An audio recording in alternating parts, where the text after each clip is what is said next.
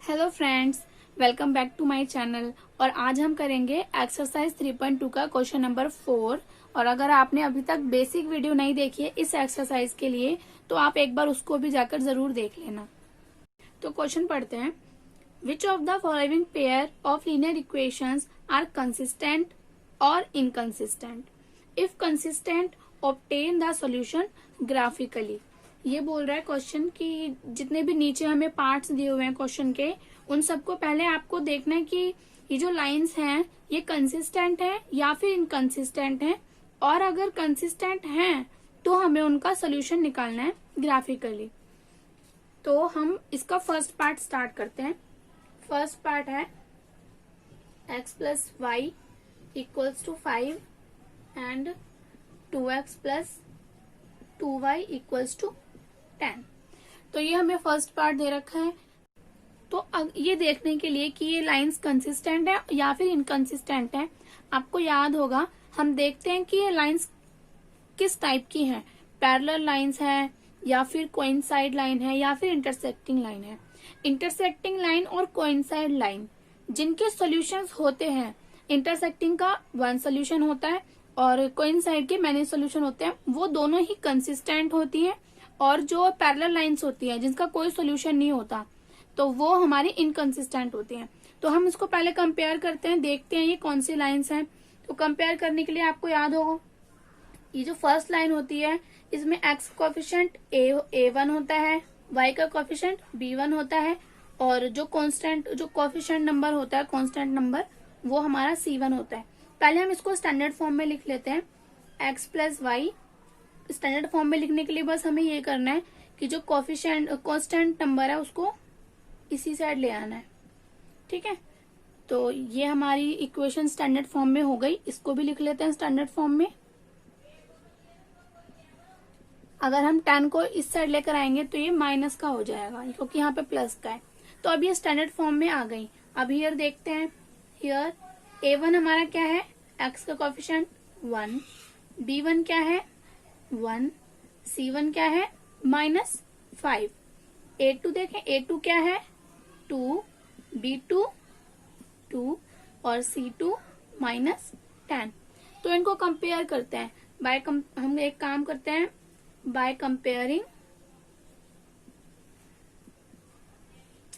a1 divided by a2, b1 divided by b2 and c1 divided by c2। तीनों को साथ में compare कर रहे हैं। a1 1 बाय 2 एंड यहाँ पर b1 हमारा 1, b2 2, c1 -5, c2 -10। माइनस से माइनस कैंसिल, 5 1 से 5, 5 2 से 10। तो ये तीनों क्या आ गए, इक्वल आ गए।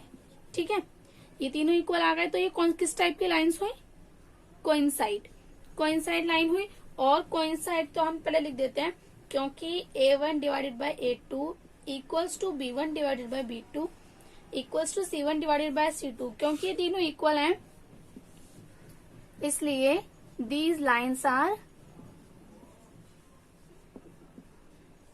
कोइंसाइड या कोइंसिडेंट लिख सकते हैं। ये लाइन्स हमारी कोइंसाइड हो गई। Hence these are consistent. तो ये हमारी कंसिस्टेंट हो गई।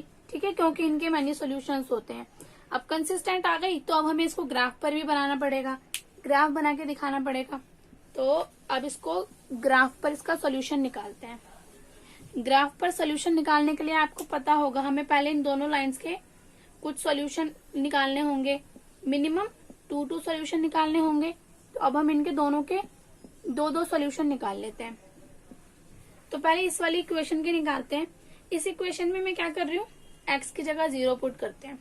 जब हम x की जगह 0 पुट करेंगे तो y की वैल्यू क्या आ जाएगी, देखो ये 0 हो गया, y -5 इक्वल्स टू 0 बचा।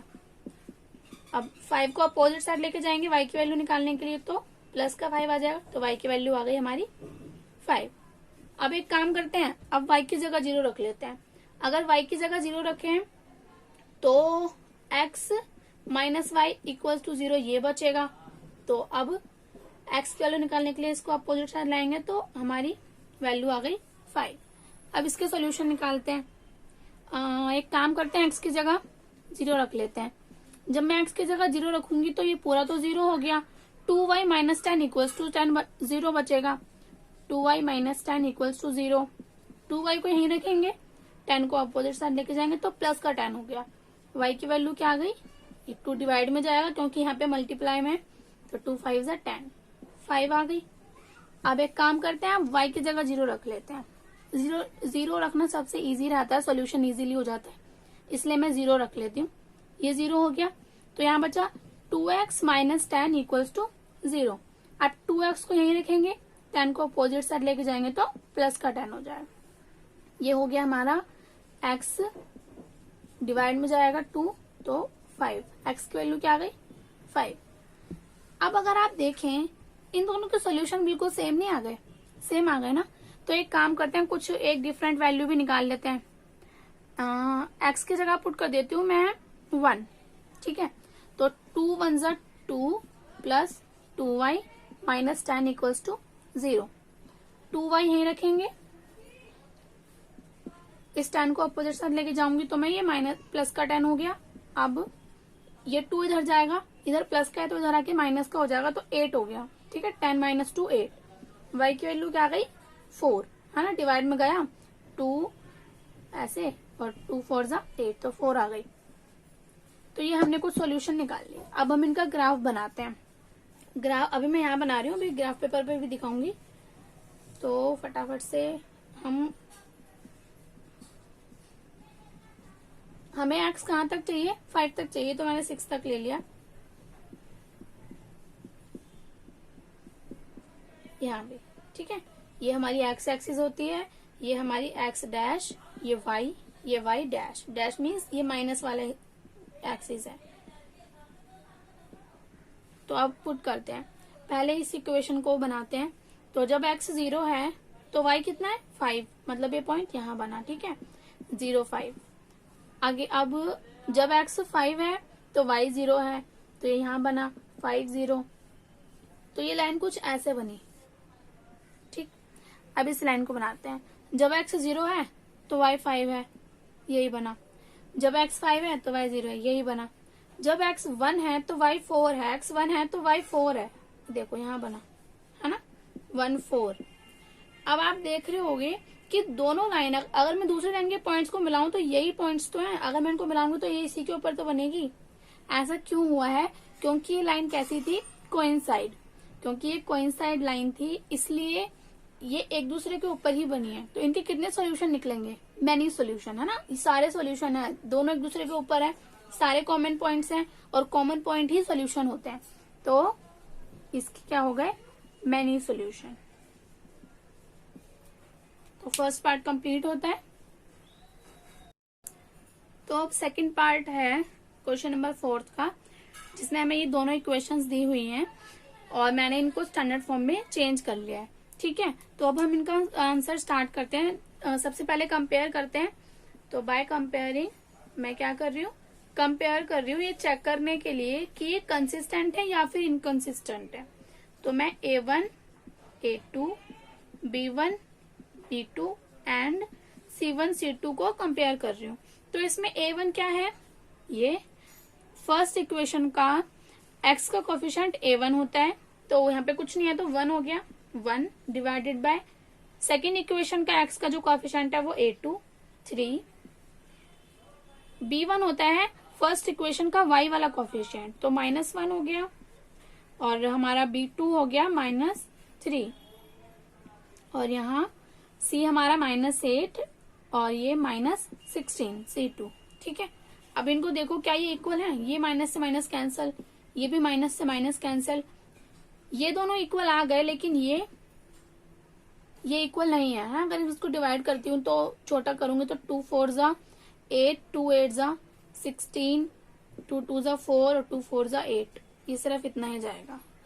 इसका आ रहा है 2/4, तो 1/3 equal to 1/3 but is not equal to 1/2, sorry 8 1 जा 8, 8 2 जा 16, ठीक है। तो ये हो गया। अब इस केस में क्या होता है, जब A1 divided by A2 equal होता है B1 डिवाइडेड बाय B2 के, but is not equal to C1 divided by C2। इस केस में लाइंस होती है पैरेलल, और पैरेलल लाइंस का कोई भी सॉल्यूशन नहीं होता, क्योंकि वो कहीं पर भी आपस में नहीं मिलती।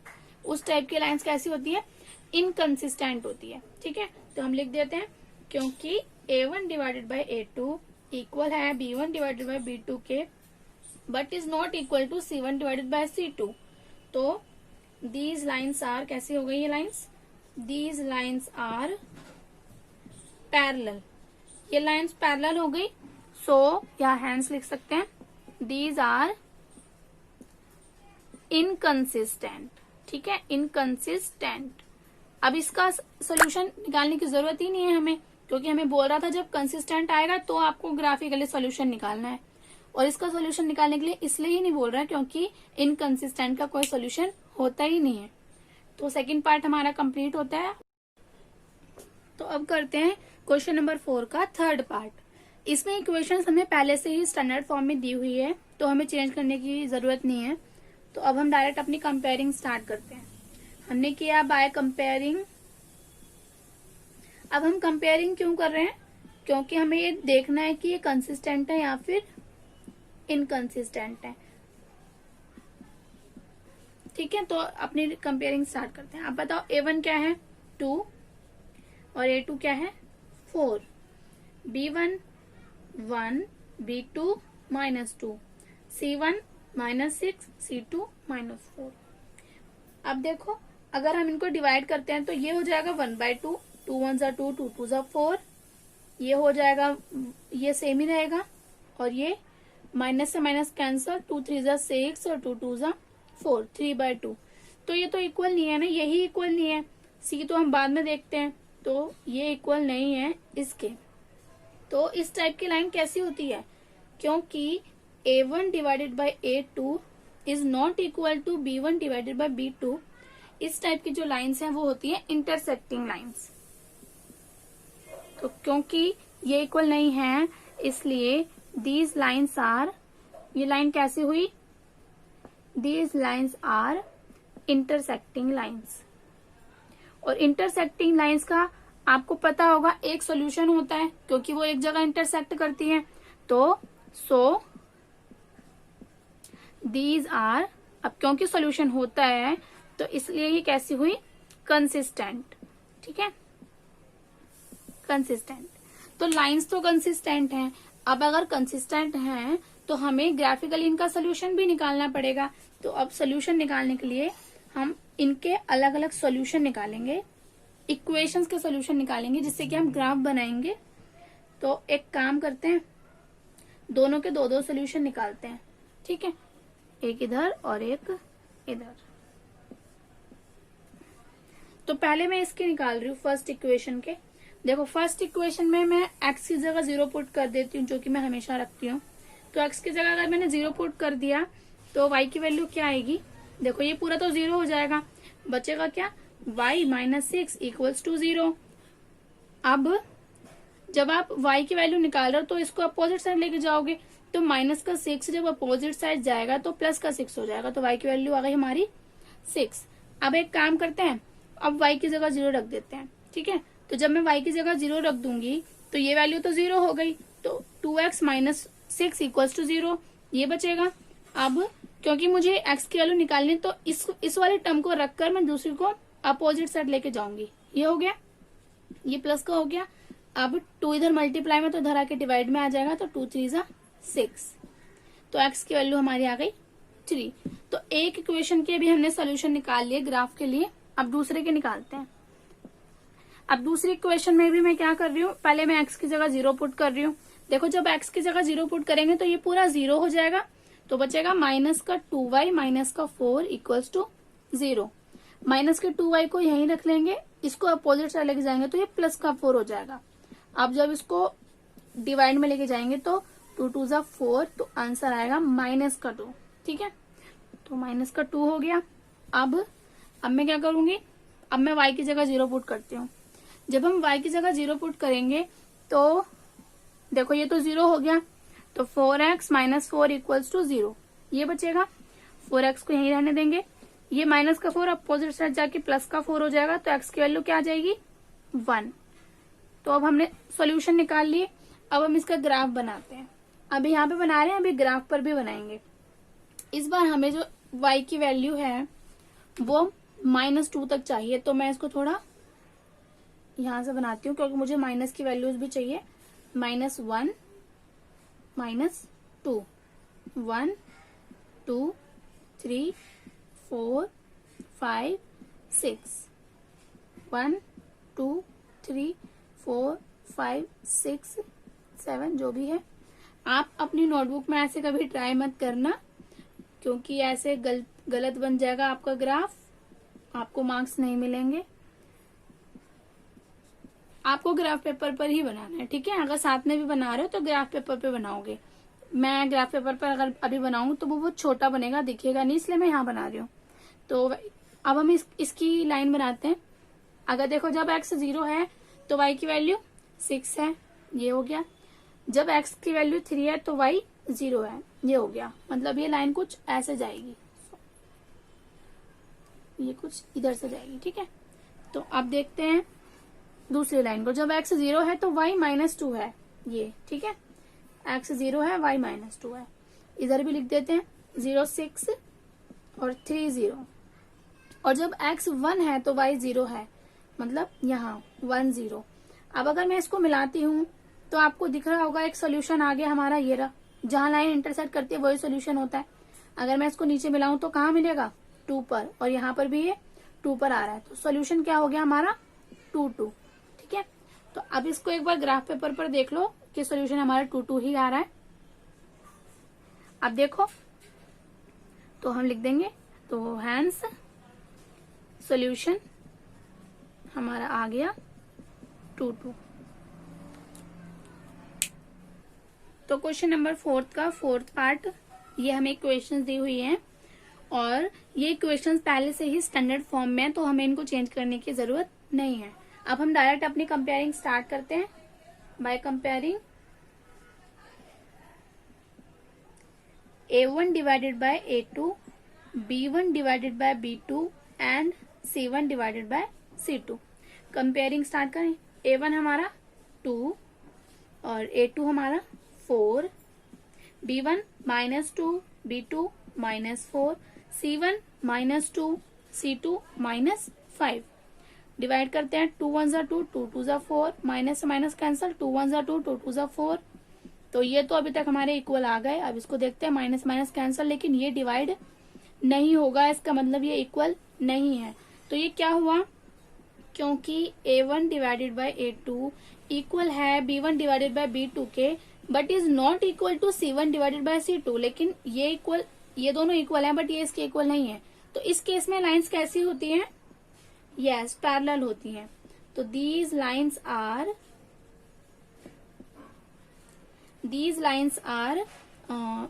पैरेलल लाइंस, ठीक है। These lines are parallel lines. तो इस टाइप की लाइंस पैरेलल तो हुई, लेकिन पैरेलल लाइन होती कैसी है? सो दीज आर इनकंसिस्टेंट, ठीक है। इनकंसिस्टेंट होती है ऐसी लाइंस, और इनकंसिस्टेंट है तो हमें इसका ग्राफ बनाने की कोई भी जरूरत नहीं है, क्योंकि इसका कोई सॉल्यूशन नहीं होता, ठीक है। तो हमारा क्वेश्चन नंबर 4 कंप्लीट होता है, और अब नेक्स्ट वीडियो में मिलते हैं क्वेश्चन नंबर 5 के साथ।